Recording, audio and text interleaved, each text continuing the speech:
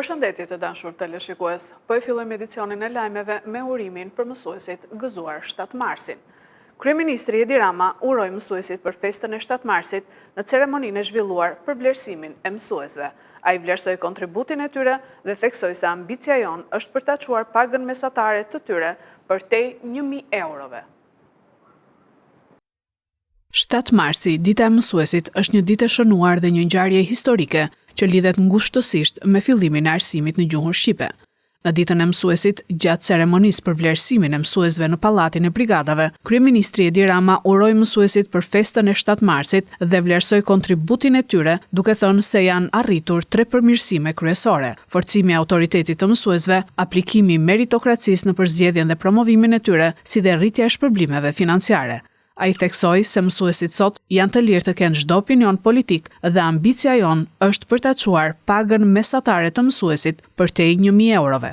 Më vjen jashtëzakonisht mirë sot që më jep mundësia të adresoj këtë audiencë me një përfaqësi të atyre grave, burrave, vajzave, djemve që kujdesen për fëmijët e Shqipërisë në të gjithë territorin e vendit tonë dhe besoj që e di shumë mirë se sa e vështirë duhet jetë puna juaj në kushtet kur shumë çka ka ndryshuar për mirë, por dhe në kushtet kur shumë çka tjetër ndryshon me një shpejtësi maramëndse për shkak të teknologjisë.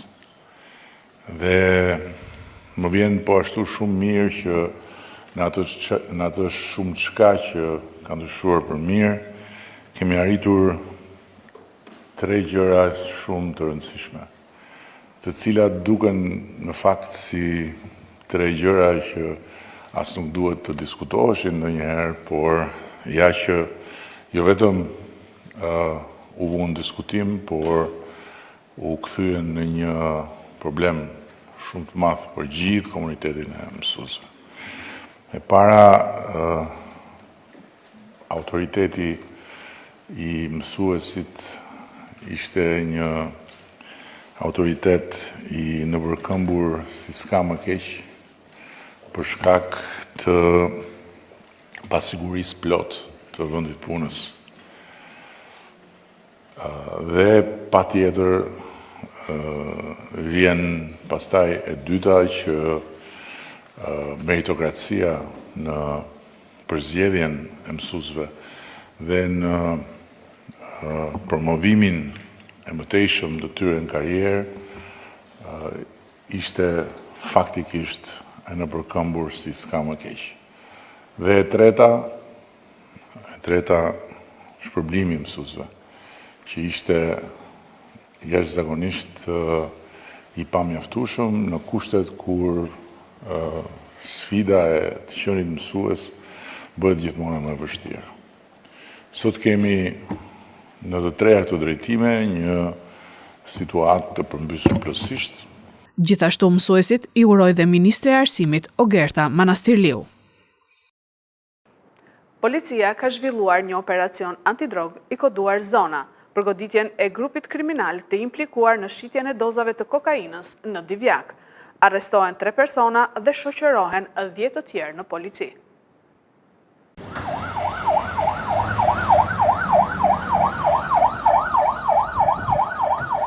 Tre persona janë arrestuar si pasojë e një operacioni 6 mujor antidrog i koduar Zona, për goditjen e një grupi kriminal të implikuar në shitjen e dozave të kokainës në Divjak. Bëhet fjalë për APO 30 vjeç dhe MP 32 vjeç vëllezër dhe OL 31 vjeç, ndërsa janë shoqëruar të dyshuar për pjesëmarrje në këtë grup edhe 10 shtetas të tjerë. Policia bën me dije se janë sekuestruar 10 doza kokaine, 3 armë gjahu, 1 armë sportive, 1 armë e ftohtë, municion luftarak, 2 peshore elektronike dhe shumë aparash në euro dhe lek të përfituara nga shitja e dozave. Vijojnë hetimet në drejtimin e prokurorisë për të individualizuar përgjegjësinë penale të 10 shtetasve të shoqëruar, si dhe për të identifikuar dhe nxjerrë përpara përgjegjësisë penale të gjithë pjesëtarët e grupit. Materialet procedurale ju referuan prokurorisë pranë gjykatës së shkallës së parë të juridiksionit të përgjithshëm Fier për veprimet të mëtejshme. Përfundon shqyrtimi i kërkesave në PER i 245.975 qytetarëve që mund të votojnë më 11 maj nga diaspora. Ekspertët thonë se votat e diasporës ndikojnë afro 20 mandate në zgjedhjet për kuvendin. Ka përfunduar shqyrtimi i aplikimeve të shqiptarëve të cilët jetojnë jashtë vendit për votën e diasporës, proces i cili nisi më 11 janar dhe u mbyll më datën 4 mars.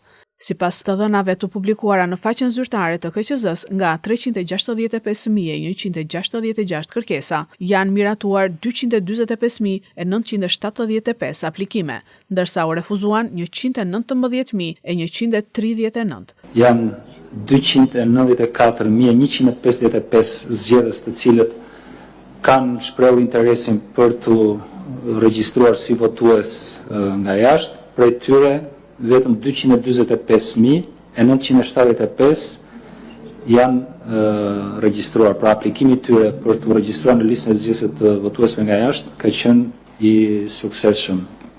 Ndërkohë nga ana tjetër, si kërkesa, Komisioni Qendror i Zgjedhjeve ka marrë 365.166 kërkesa dhe ka refuzuar 119.139.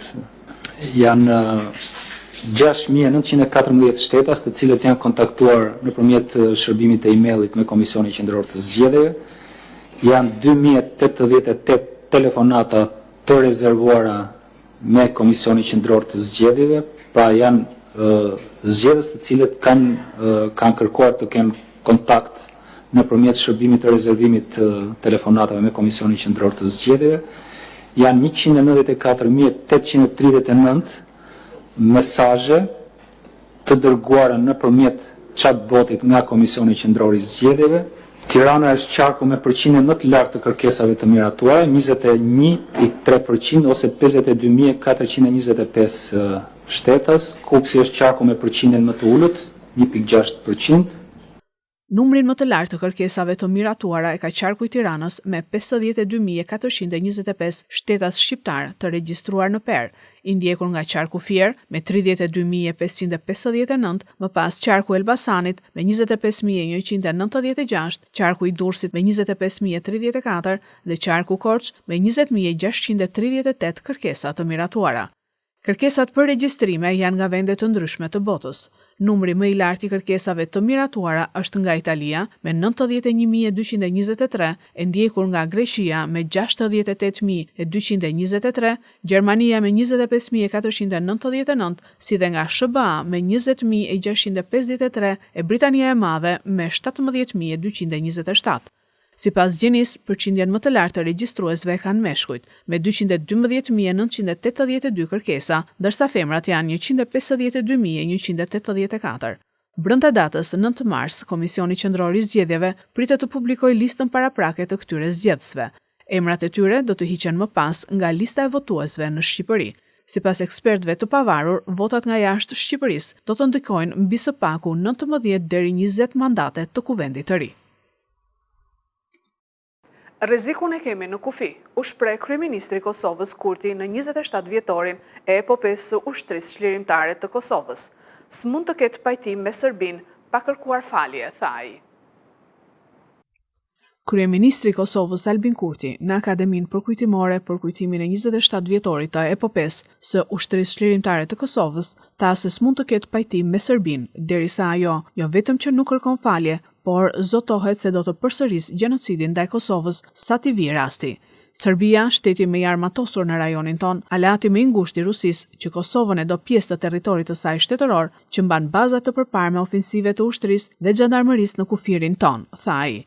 Serbia nuk është shëruar prej, le ta quajmë, kompleksit Kosovës, që ka shuar atë disa gjenocide t'i shkaktoi në shekullin 20 dhe në fund shekullin 19, jo vetëm në tokën tonë, por edhe në vendet e tjera të Ballkanit. Serbia është shteti më i armatosur në rajonin tonë, aleati më i ngushtë i Rusisë, që Kosovën e quan sepse e don pjesë të territorit të saj shtetëror, që mban bazat të përparme ofenzive të ushtrisë dhe gjendarmerisë pranë kufirit me vendin tonë Kosovën, që ndërmerr sulme terroriste, luftë kinetike, sabotime të ndryshme, teksa strukturat paralele ilegale në territorin e Kosovës përgjithsisht ja kemi mbyllur ose shporur. Ne kemi detyrë të kujtojmë, ne nuk mund të harrojmë as luftën shqyrtare në përgjithësi, as viktimat civile e posaçërisht nuk mund të harrojmë epopejën e UÇK-s pikërisht për të mos u kthyer në kaluarën. Duke mos harruar, ne kemi të ardhme të sigurt e të ndritshme. Kryeministri Kurti u shpreh se luftrat nuk i takojnë veç të kaluarës, dhe ato janë rikthyer në këtë shekull në kontinentin evropian. Ai theksoi nevojën e fuqizimit të FSK-s, pasi rreziku i një agresioni ushtarak është jo larg kufive të vendit. Evropa mund t'i nisë 120 avion luftarak Ukrainës për të zbrapsur Putinin në operacionin e quajtur Sky Shield.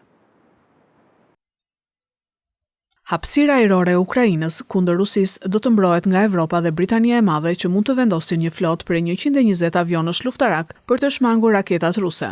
Plani i mbrojtjes, i njohur si operacioni Sky Shield ose mburoja e qiellit, sipas mediave britanike, do të shohë avion luftarak nga forca ajrore evropiane dhe ato britanike, që do të formojnë atë që quhet zonë mbrojtjes së integruar ajrore, dhe objektivi do të jetë kundërshtimi i agresionit rus në Ukrainë, duke përfshirë sulmet me raketa lundrimi dhe sulmet me dron.